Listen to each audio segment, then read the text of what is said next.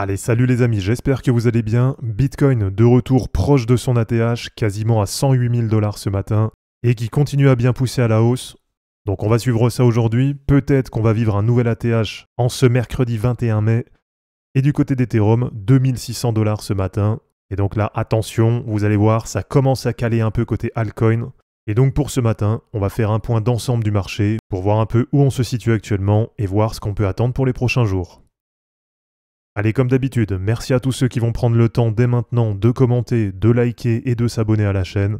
Et pour ceux qui veulent vraiment réussir cette année 2025, eh bien vous avez juste à cliquer sur le lien Linktree en description et à rejoindre les différents groupes qui vont vous aider à bien booster vos gains cette année.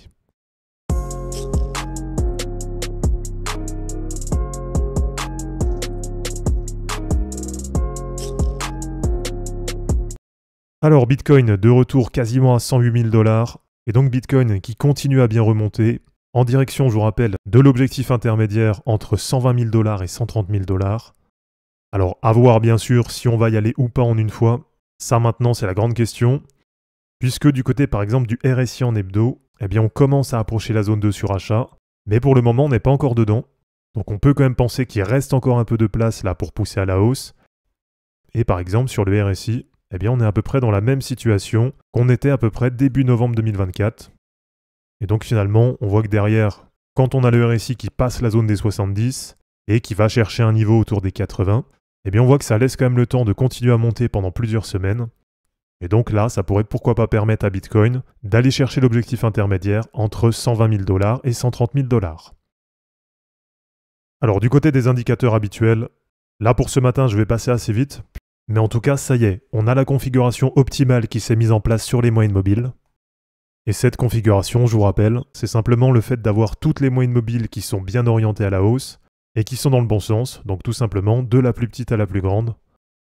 Et cette configuration, voilà, si je vous montre comment c'était par exemple en 2020-2021, eh bien c'est tout à fait ce qu'on veut voir sur le marché. Et c'est cette configuration qui peut permettre derrière d'avoir une envolée parabolique au niveau des prix. Allez, si on affine un peu, si on descend en unité de temps, alors là par exemple sur du 3 jours, on a le RSI qui commence à rentrer dans la zone de surachat, mais pour le moment, il n'y a pas encore de signe de retournement de tendance. Et sur du daily, eh bien là par contre attention, puisqu'on commence à approcher la divergence baissière, avec le RSI qui commence à baisser, alors que du côté du prix, on voit que ça continue à monter. Et sûrement que là, au fil de la montée, on a des prises de profit qui sont en train de se faire. Et donc forcément, plus les jours passent et plus on approche un top temporaire sur Bitcoin. Bon, en tout cas pour le moment, ça reste quand même bien positif, avec Bitcoin qui reste bien orienté à la hausse. Alors du côté des altcoins, par contre, regardez, là c'est un peu moins positif, puisque là si on prend sur de l'hebdo, eh bien finalement on voit que du côté de Bitcoin c'est bien vert, avec à peu près plus 3,5% par rapport à la semaine dernière. Mais après, on a quasiment l'ensemble des altcoins qui se retrouvent en rouge. Donc voilà, globalement, du côté de Bitcoin, ça reste bien positif, mais par contre, du côté des altcoins, comme je vous le disais en intro de vidéo, là, ça commence à caler un peu, avec la plupart des altcoins qui, pour le moment, prennent pas des grosses corrections, mais qui, pour l'instant, en tout cas, ne repartent pas à la hausse. Par exemple, sur la Total 3, donc sur le market cap des altcoins sans Bitcoin, sans Ethereum, où là, je vous rappelle que tout s'était bien passé comme prévu, donc avec la cassure haussière du canal descendant, et le market cap qui était allé chercher l'objectif de cassure haussière à 942 milliards de dollars. Et là, on voit même que ça s'est arrêté pile dessus. Donc là, vraiment, tout s'est bien passé comme prévu. Mais voilà, là aussi, c'est un peu comme sur Ethereum. On voit que ça fait plusieurs jours que ça s'est mis en pause. Donc là, pour la fin de semaine, ce qui va être surtout intéressant à suivre, ça va être du côté des altcoins. Donc si on vient, par exemple, avoir Bitcoin qui consolide vers son ATH, eh bien, ce qui serait positif, dans un premier temps, ce serait de voir les altcoins remonter. Donc de voir par exemple la Total 3 revenir sur l'objectif de cassure haussière autour des 940 milliards de dollars.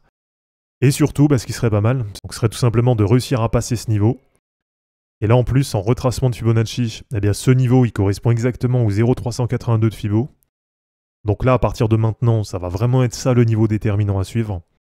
Donc si on a le break de ce niveau, eh bien derrière, on voit qu'il n'y a quasiment aucune résistance. Et derrière, on pourra assez rapidement aller retester l'ATH autour des 1150 milliards de dollars. Et d'ailleurs, je vous rappelle que cet ATH, eh bien pour le moment, c'est un double top, puisque ça avait été l'ATH en novembre 2021, et ça a de nouveau été l'ATH début décembre 2024. Et puis après, forcément, derrière, si on arrive à breaker cet ATH, eh bien ça pourrait vraiment libérer le potentiel des altcoins. Et ça pourrait peut-être permettre derrière d'aller chercher au moins le premier objectif que j'avais noté et qui se situe à 2300 milliards de dollars, donc en gros du x2 par rapport à l'ancien ATH. Et allez, pour continuer, on va faire un point sur l'index de la altcoin saison. Bon, le point il va aller assez vite, puisque là vous voyez que pour le moment on reste encore super bas, avec un niveau à 18 aujourd'hui, donc pour le moment très largement Bitcoin saison. Et pour le moment, eh bien, on voit que sur les 90 derniers jours, il n'y a finalement que très peu d'altcoins qui arrivent à surperformer Bitcoin.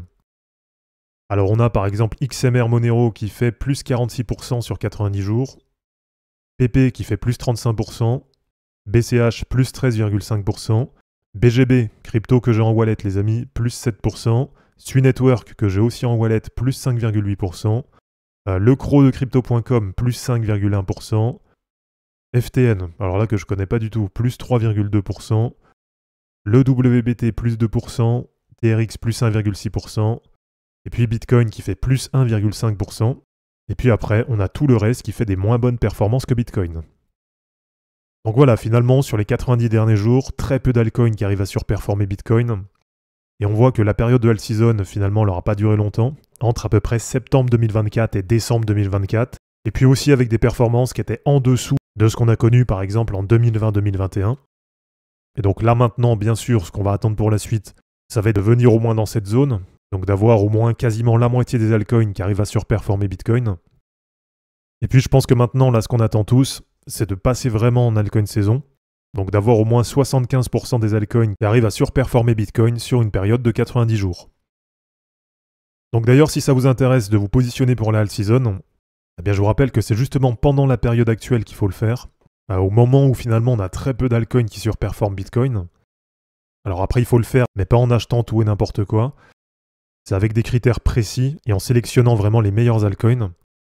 Et comme ça vous permet derrière de profiter de tout le mouvement de hausse de la part des altcoins. Mais par contre, si vous faites comme beaucoup et que vous attendez qu'on ait déjà dépassé les 75, donc que sur l'indice on soit déjà dans la phase de altcoin saison, eh bien là c'est déjà trop tard pour vous positionner. Et allez, pour terminer, le point sur la BTC Dominance, qui a réussi à bien rebondir sur la semaine dernière et qui repart légèrement à la hausse là sur cette semaine. Donc on va continuer à suivre ça. Et là pour le moment, on a quand même un mouvement baissier qui est bien enclenché.